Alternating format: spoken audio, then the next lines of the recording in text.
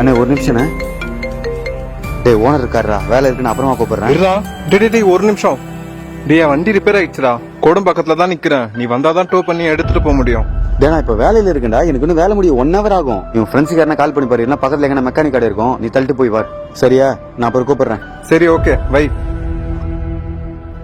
மாப்பிள்ள சார்ரா, நான் கொஞ்சம் வெளில வந்திருக்கேன், இப்ப என்னால வர முடியாதுடா. சரி நம்மளே இன்னைக்கு வண்டியை தள்ளிட்டு போக வேண்டியதுதான். டேய் தம்பி ஒரு நிமிஷம் நில்றா. வண்டியில ஏறி உட்காரு, நான் டோ பண்றேன். டேய் என்னடா யோசிச்சுட்டே இருக்க? ஒண்ணு இல்லண்ணே, தம்பி பைக் ரிப்பேர், ரோட்ல நிக்கிறேன்னு கால் பண்ணி சொன்னானே, அது ஒரு மாதிரி மைண்ட்ல ஓடிக்கிட்டே இருக்கு. அப்புறம் ஏன்டா இங்க நின்னுட்டு இருக்க? கிளம்பி போக வேண்டியதானே?